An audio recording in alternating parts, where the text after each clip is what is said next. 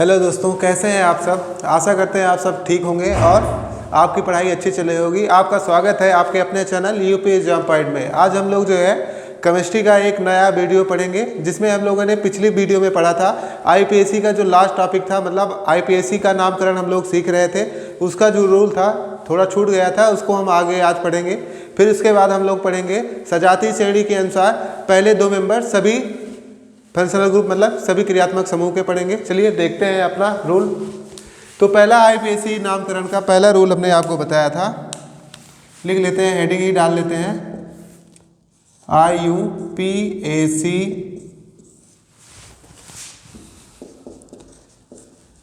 नामकरण के नियम।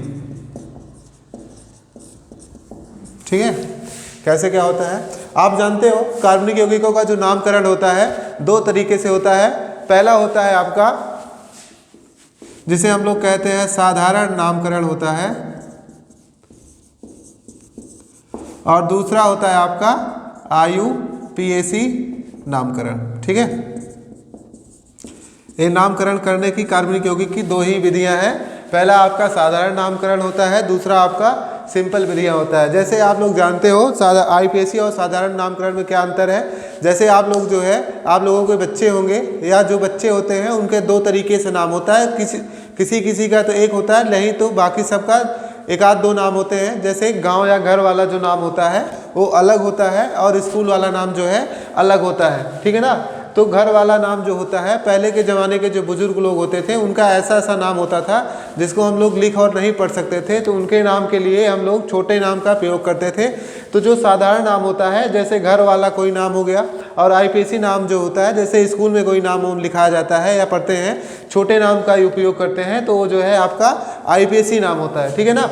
तो हम लोग आईपीएससी के रूल पढ़ रहे थे। तो पहला आईपीएससी का रूल पढ़ाया था, हमने आपको बताया था कि सबसे कार्बन की सबसे लंबी श्रृंखला का हमें चुनाव करना है। मतलब सबसे कार्बन के एक लंबे मतलब एक ऐसे रास्ते का चुनाव करना है जो कि जो है जाता तो बहुत दूर हो, मतलब जाना तो हमें जो है बहुत दूर है, मतलब जितने लंबी से लंबी श्रृंखला का चुनाव कर सकें या जितने लंबे से लंबे रास्ते का चुनाव कर सकें उतने करेंगे। लेकिन एक ही शर्त है कि जाना जिस रास्ते से है दोबारा लौट के आना नहीं है। अगर आने में कोई छूट जाता है तो उसे हम लोग छोड़ देंगे बड़े रास्ते का चुनाव करने के लिए। ठीक है ना। तो पहला आपको बताया था कि कार्बन की सबसे लंबी श्रृंखला का चुनाव करना है। तो हमने जो है एक उदाहरण बताया था, CH3 CH2 CH2 CH3। ठीक है, ये 4 कार्बन की श्रृंखला है। चलिए, हमने कहा था कि जो है सबसे लंबी श्रृंखला का चुनाव करना है। तो लंबी श्रृंखला का मतलब है कि जितने ज़्यादा से ज़्यादा कार्बन की आप नंबरिंग कर सकते हो, वही है आपकी लंबी श्रृंखला। तो यहाँ पे 4 कार्बन है, तो चारों कार्बन की नंबरिंग करेंगे तो कुल मिला के 4 कार्बन है। तो हमने बताया जब कार्बन की संख्या 4 होती है तो 4 के लिए क्या लिखा जाता है, ब्यूट शब्द का लिखा जाता है, ब्यूट शब्द प्रयोग किया जाता है। यहाँ पे देखो सभी कार्बन की जो है चारों संयोजकताएं पूरी हैं, तो इसलिए इसमें एन लगेगा, क्योंकि एल्केन ग्रुप की सारी संयोजकताएं पूरी होती हैं सिंगल बॉन्डेज से। तो इसका क्या नाम हो जाएगा, ब्यूटेन। ठीक है। तो फिर हमने रूल बताया था, अगला वाला रूल था, पहला वाला था कि कार्बन की सबसे लंबी श्रृंखला का चुनाव करना है। तो दूसरा वाला रूल कहता है कि कार्बन की लंबी श्रृंखला के चुनाव में अगर कोई छोटी मोटी श्रृंखला छूट जाती है तो उसको हम लोग एल्किल ग्रुप के अनुसार नंबर मतलब अंकन करेंगे। ठीक है ना। तो क्या था दूसरा रूल, कार्बन की लंबी श्रृंखला के चुनाव में, कार्बन की लंबी श्रृंखला के चुनाव में कोई छोटी श्रृंखला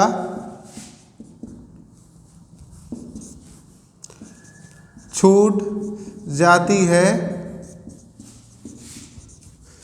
तो उसे एल्किल ग्रुप के अनुसार अंकन करेंगे। ठीक है, एल्किल समूह के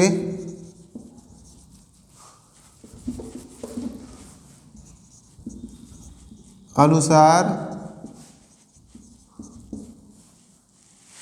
ठीक है,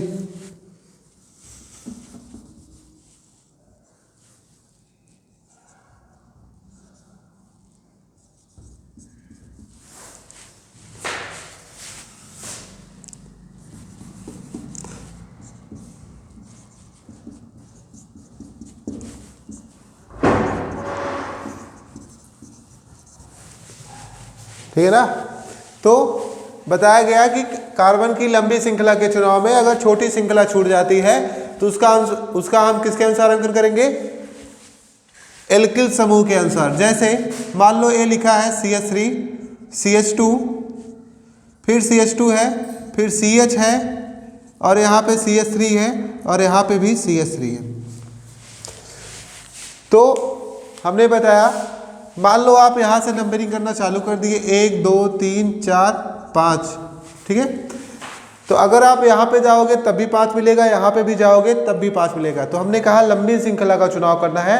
अगर लंबी श्रृंखला के चुनाव में कोई छोटा मोटा छूट जाता है तो उसका नंबरिंग हम लोग किसके अनुसार करेंगे, एल्किल के अनुसार।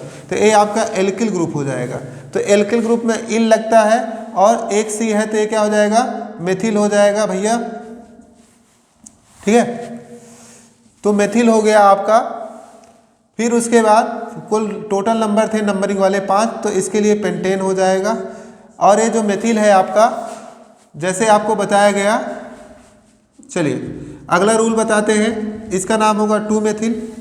अगला रूल कहता है अगर जो है प्रतिस्थापी समूह, अगर उसमें कोई एल्किल ग्रुप या एल्किल समूह छूट जाता है, किसी लंबी श्रृंखला के चुनाव में कोई एल्किल ग्रुप छूट जाता है, तो वो जिस तरफ से किनारे पे होगा नंबरिंग क्या होगी, उसी तरफ से होगी, और उसका स्थान भी लिखा जाएगा।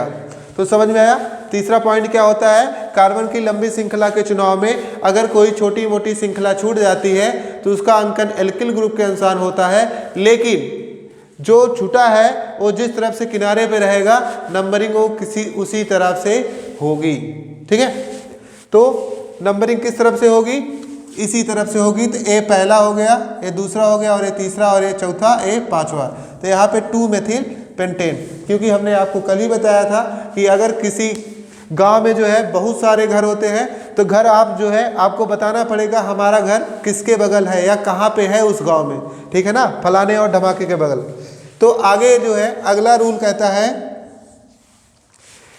कि अगर जो है कार्बन की लंबी श्रृंखला के चुनाव में बहुत सारे एल्किल ग्रुप आ जाते हैं, तब क्या होगा। तो बहुत सारे एल्किल ग्रुप आने पर तो उसमें अल्फा बेडिंग रूल लागू होगा, ठीक है। कौन सा रूल लागू होगा, चौथा पॉइंट आपका कहता है ए, पहला था लंबी श्रृंखला का चुनाव, दूसरा लंबी श्रृंखला के चुनाव में कोई छोटी श्रृंखला छूटेगी तब, तीसरा था आपका किसी जो तीसरी श्रृंखला छूटेगी और जिस तरफ से या जो छोटी श्रृंखला छूटी है, एल्किल समूह छूटा है, वो जिस तरफ से किनारे पे रहेगा उस तरफ से नंबरिंग होगी। चौथा पॉइंट है आपका कि जो है अगर किसी भी एक कार्बनिक यौगिक में बहुत सारे फंक्शनल ग्रुप आ जाते हैं या एल्किल समूह आ जाते हैं, तब आप क्या करोगे, तब वहाँ पे अल्फा बेडिंग रूल लागू होगा। अल्फा बेड मतलब पहले आप उच्चारण करो, फिर उसके बाद उसका जो पहला अल्फाबेट होगा उसको लिखो, जो अल्फाबेट सबसे पहले आता है उसी तरफ से नंबरिंग होगी, ठीक है। चलिए देखते हैं, उदाहरण के तौर पे देख लेते हैं, हम आपको बताते हैं। जैसे CH3 हो गया, CH हो गया, यहाँ पे भी CH3 है, यहाँ पे CH है, और यहाँ पे C2H5 है। चलिए यहाँ पे CH2 है, और यहाँ पे भी CH2 है, और इसके साथ साथ यहाँ पे CH3 है। ये आपका देखिए यहाँ पे एक से अधिक एल्किल समूह आए हैं, तब आपका क्या लगेगा, तो फिर जो है ए आपका हो गया। सबसे लंबी श्रृंखला का चुनाव करना है तो आप यहाँ पे कर लो 1 2 3 4 5 6, ठीक है। ये सबसे लंबी श्रृंखला का चुनाव हो गया। फिर उसके बाद आपको बताया कि जो छूट जाता है उसका हम किसके अनुसार अंकन करते हैं, एल्किल ग्रुप के अनुसार अंकन करते हैं। तो यहाँ पे छूटा क्या है, CH3 के लिए क्या लिखा जाता है, मेथिल। एक सी के लिए मेथ लिखा जाता है, और एल्किल है तो इल लग जाएगा, मेथिल हो गया। यहाँ पे 2C है, 2C के लिए एथ लिखा जाता है, और छूट गया है तो एल्किल के अनुसार अंकन होगा तो एथिल हो गया। समझ में आया। तो जब इसमें देखो एक से अधिक एल्किल समूह लगे हैं, तो एक से अधिक एल्किल समूह लगेंगे तो हमने बताया आपको क्या लगाना है, अल्फा बेडिंग रूल लगाना है। अल्फा बेडिंग मतलब इसका उच्चारण करोगे तो इसमें क्या आएगा, यम आएगा, ठीक है। और इसका उच्चारण करोगे तो एथिल मतलब ई से चालू होता है, किससे, ई से। तो ए है अल्फा बेडिंग रूल। तो अल्फाबेट में ई पहले आता है कि यम, आपको कमेंट करके बताना है ई पहले आता है कि अब हमारे अनुसार तो ई आता है। तो ई जब पहले आता है तो ई जिस तरफ से किनारे पे होगा दूसरा रूल वही लगेगा, उसी तरफ से लगेगा। मतलब ई जिस तरफ से किनारे पे होगा नंबरिंग उसी तरफ से होगी। तो जब इस तरफ से होगी आपकी तो ये जो है इसी तरफ से किनारे पे है भैया। तो जब इस तरफ से किनारे पे होगी ये नंबरिंग सही है आपकी, तो इसका नाम क्या हो जाएगा। और सारे एल्किल ग्रुप किस में आते हैं, पूर्व लग्न में। आपको फार्मूला बताया था पूर्व लग्न प्लस मूलाधार प्लस अनुलग्न। तो पूर्व लग्न मतलब पहले लिखा जाएगा एल्किल ग्रुप, 2 पे आपका एथिल है तो इसका नाम होगा 2 एथिल, ठीक है। 3 मेथिल है, 3 एथिल है, 2 मेथिल है, ठीक है। और टोटल नंबर आप कार्बन कितने हैं नंबरिंग वाले 6। तो 6 के लिए क्या लगता है, हेक्स लगता है और सारे सिंगल बॉन्ड से अटैच है इसलिए हेक्सेन। तो इसका नाम समझ में आया, ये आपका था तीसरा पॉइंट। तो आगे बढ़ते हैं हम लोग, ठीक है। आगे हम लोग बढ़ेंगे, बंद करें। चलिए हम लोग अगला रूल जानते हैं। अगला रूल कहता है, अभी तक हमने लास्ट में बताया आपको कि एक से अधिक फंक्शनल ग्रुप आएंगे तब क्या होगा, ठीक है ना। तो एक फंक्शनल ग्रुप करें, एक से अधिक एल्किल ग्रुप आएंगे तब।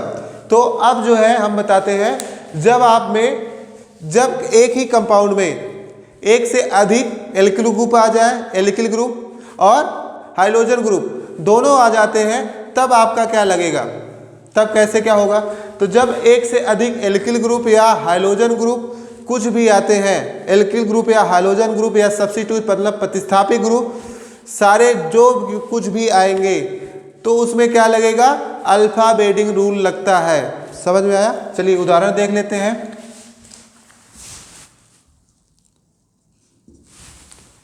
लिख लो, किसी कार्बनिक यौगिक में, 5वां रूल है, कार्बनिक यौगिक में एक से अधिक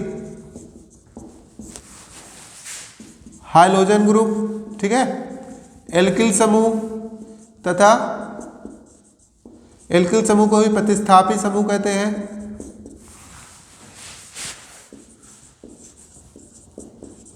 समूह आते हैं तो वहां कौन सा रूल लागू होता है, अल्फा बेडिंग रूल लागू होता है, ठीक है। अक्षर के अनुसार नंबरिंग होती है, ठीक। या कहा जाए वहां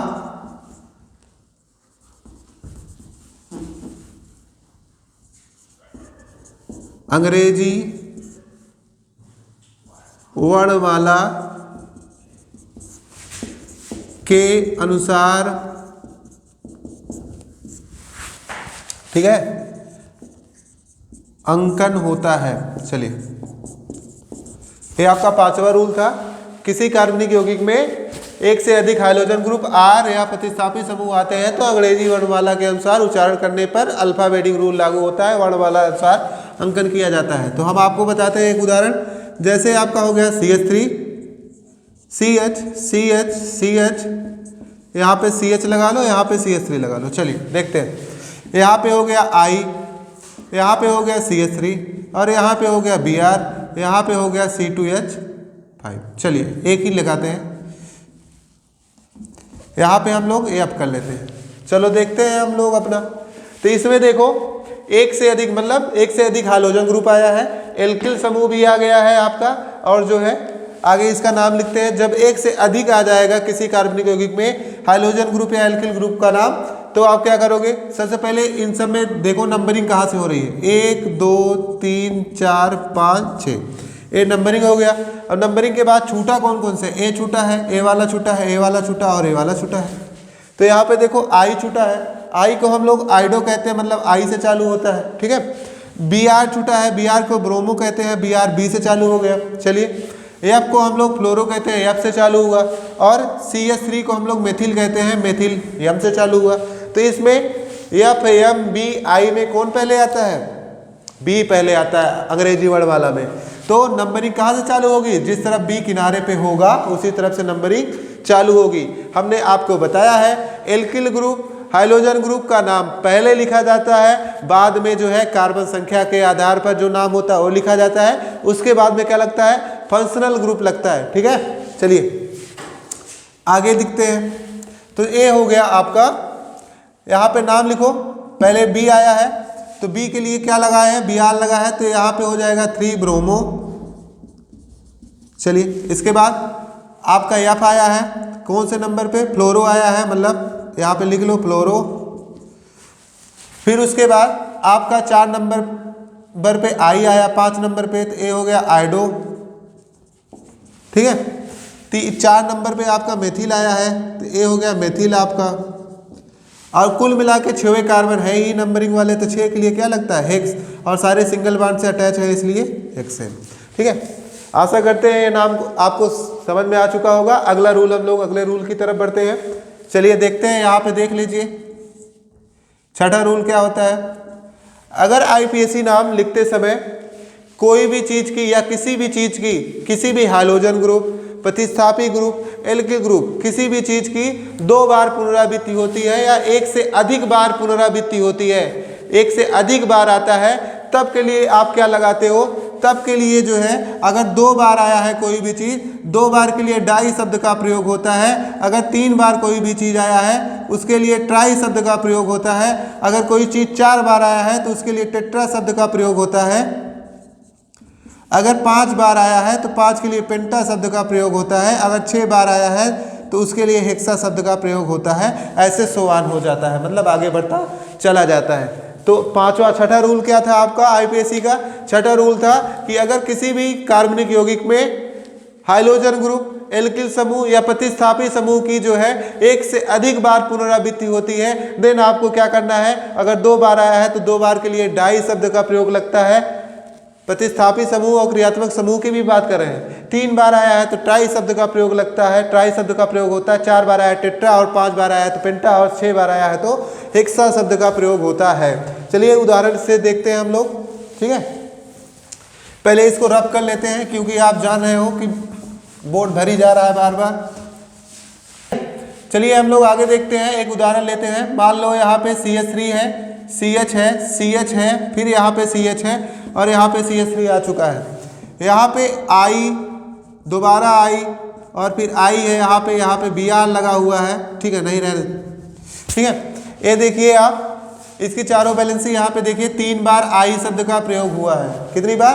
3 बार I शब्द का प्रयोग हुआ है। अगर इसका नाम लिखेंगे तो सबसे पहले कार्बन की नंबरिंग कर लो, 1 2 3 4 5। ठीक है, 5 बार आया है कार्बन, तो 5 के लिए क्या लगता है, पेंट लगता है, और सारे सिंगल बॉन्ड से अटैच है तो पेंटेन हो जाएगा।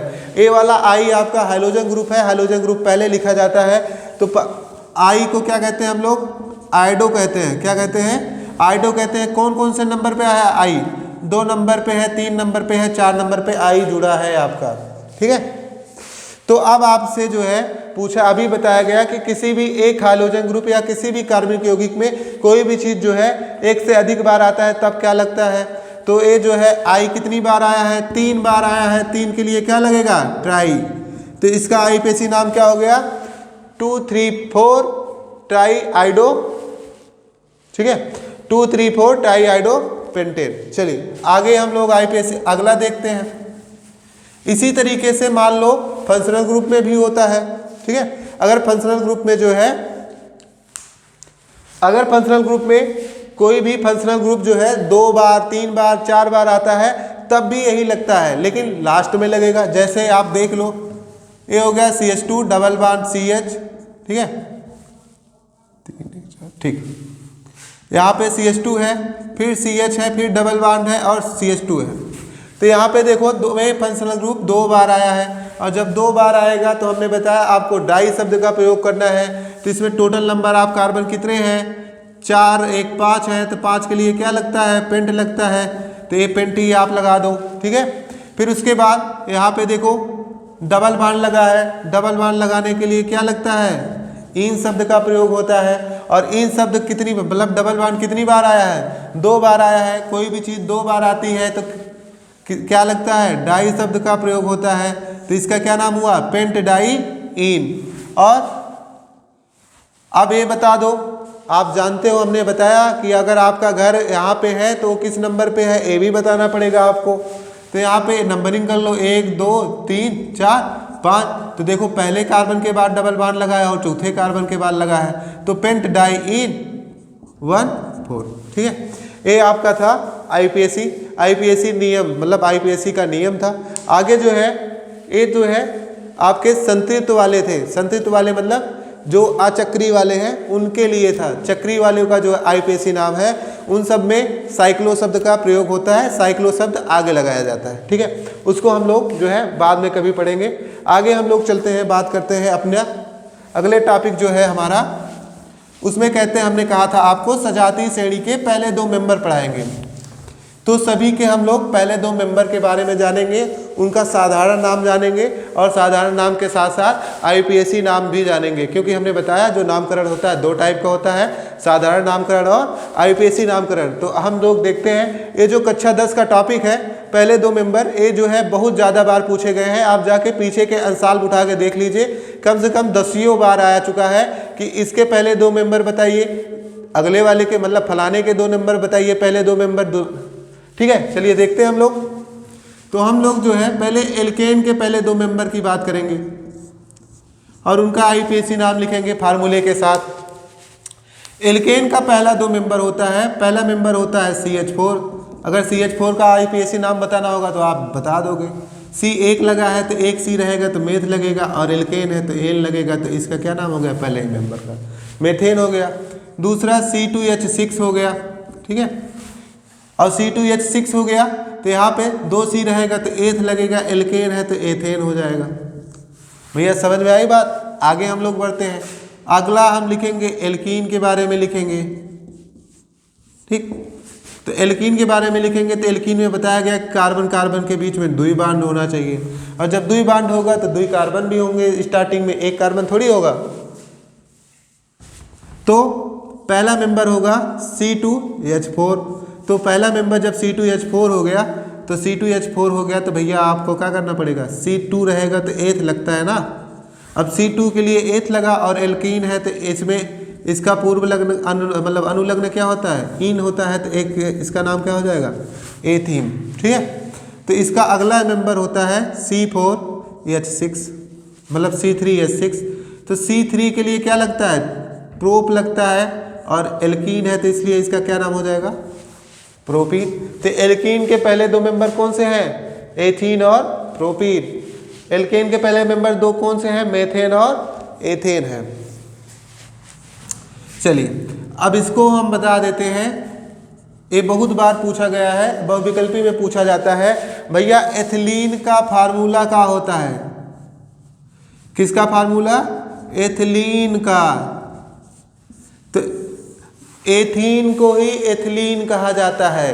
ठीक है ना, एथीन को ही क्या कहते हो आप, एथिलीन कहते हो। और एथिलीन का उपयोग कहाँ किया जाता है, फलों को पकाने में। फलों का जो पीला रंग आता है वो जो है वो किससे आता है, एथिलीन से ही आता है। ठीक है, चलिए आगे हम लोग एल्काइन के पहले 2 मेंबर पढ़ेंगे।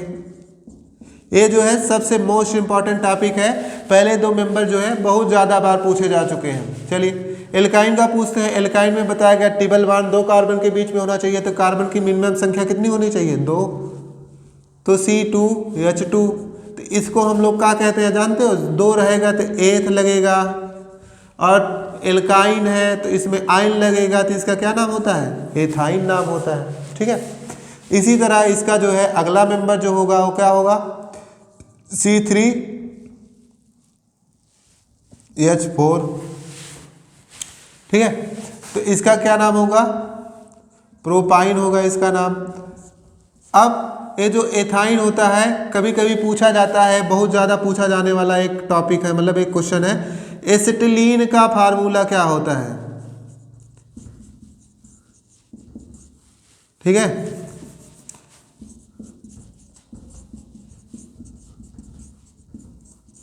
ठीक, किसका फार्मूला है, एसिटिलीन का फार्मूला क्या होता है, तो एसिटिलीन का फार्मूला होता है C2H2।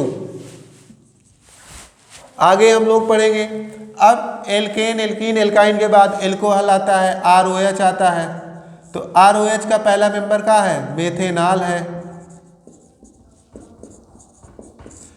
अब मेथेनॉल कहा गया तो मेथ के लिए क्या लगता है? मेथ कब लगेगा? जब एक कार्बन होगा, और एक कार्बन होगा तो इसके लिए मेथ लगा। और आल कहाँ लगेगा? जब OH होगा। तो अब एक OH मतलब यहाँ पे H एक है ही, C हो गया, तो 4 संयोजकता होगी, बचा कितना? 3 बचा, ठीक है ना। CH3OH का नाम होता है मेथेनॉल, और इसका दूसरा होगा C2H5OH, इसको क्या कहते हैं? एथेनॉल, ठीक है। अब एथेनॉल को हम लोग शराब भी कहते हैं। अब अगला अगला है आपका ईथर है। तो ईथर को हम लोग कहते हैं CH3CO, CH3O CH3 रहेगा, तो इसके लिए क्या होगा? इसका नाम होगा एथॉक्सी, मेथॉक्सी है मेथ, ठीक है, एक सी है तो इसका नाम होगा मेथॉक्सी मेथेन, ठीक। अब अगला हो जाएगा यहाँ पे C2H5 हो जाएगा, OCH3 हो जाएगा। इसका एक ही पूछा जाता है, ज़्यादा मेंबर नहीं पूछे जाते, अगले पूछते हैं। अगला है RCOR, जिसको हम लोग कीटोन कहते हैं। फार्मूला आपको बताया है सारे फंक्शनल ग्रुप का। तो इसका कौन सा होगा पहला 2 मेंबर? पहला मेंबर होगा CH3CO CH3, तो इसको हम लोग क्या कहते हैं? एसीटोन कहते हैं। इसका नाम होता है एसीटोन, ठीक है। अब एसीटोन नाम होता है तो इसमें कितने नंबर आप कार्बन है? 3, और 3 के लिए क्या लगता है? प्रोप लगता है, तो आप प्रोपेन लगा लो, और प्रोपेन लगा लो, यहाँ पे CO है तो क्या लगेगा? ऑन, तो इसका क्या नाम हो गया? प्रोपेनोन, ठीक है। तो इसका पहला मेंबर हो गया एसीटोन का। अब एसीटोन में ए सबसे ज़्यादा पूछे जाने वाला है, ए भी इंपॉर्टेंट है, ए भी इंपॉर्टेंट था, ए भी इंपॉर्टेंट था। 3 के फार्मूले बहुत ज़्यादा बार पूछे गए हैं। अगला इसका मेंबर हो जाएगा C2H5O CO इंटू CH3। चलिए तो देखते हैं, तो यहाँ पे कुल मिला के कितने हैं? 2 3 4 के लिए क्या लगेगा? चलिए यहाँ पे जो है 4 कार्बन है तो 4 के लिए ब्यूट लगेगा, और CO लगा है तो क्या लग जाएगा? ब्यूटेनोन हो जाएगा, ठीक है। ये जो है सारे के पहले 2 मेंबर हैं। अब आगे जो है 2 और बचे हैं, 2 3। RCOOH का हम लोग लिख लेते हैं। RCOOH का यहाँ पे CH3 पहला मेंबर जो होता है वो होता है HCOOH, ठीक है। HCOOH में यहाँ पे एक C लिखा है तो इसका नाम होता है मेथेनोइक अम्ल, और यहाँ पे CH3COOH लिखा रहेगा तो एथेनोइक अम्ल होता है। चलिए देखते हैं, मेथेनोइक एथेनोइक अम्ल हो गया आपका। तो यहाँ पे इसको हम HCOOH को कहते हैं फार्मिक अम्ल, और जो है CH3COOH को कहते हैं एस्टिक अम्ल। एस्टिक अम्ल का मतलब एस्टिक अम्ल को तो आप जानते हो, जिसको हम लोग सिरका कहते हैं, ठीक है। आगे एक लास्ट बचा है जिसको हम लोग कहेंगे RCHO। RCHO का जो है HCHO, तो इसका पहला मेंबर हो गया मेथेनल। एल्डिहाइड का पहला मेंबर कौन सा होता है? मेथेनल। CHO के लिए अल लगेगा और C1 रहेगा तो मेथ लगेगा। तो यहाँ पे दूसरा इसका मेंबर होता है, ठीक है, एथेनल होता है। ये जो है मोस्ट इंपॉर्टेंट टॉपिक है, पूछा जाने वाला, आप जो लिख सकते हो इसको पहले कहते हैं फार्मिक। ए फार्मिक अम्ल है, ए एस्टिक अम्ल है, इसका ए फार्मेल्डिहाइड है और ए एसीटेल्डिहाइड है। अगर आपको वीडियो अच्छा लगा है तो आप जो है वीडियो को लाइक कीजिए, चैनल को सब्सक्राइब भी कीजिए, और ज़्यादा से ज़्यादा लोगों को शेयर कीजिए, ताकि 10 वाले बच्चे जो है अपनी तैयारी को मजबूत बना सकें। तब तक के लिए मिलते हैं अगले वीडियो में, तब तक के लिए जय हिंद जय भारत।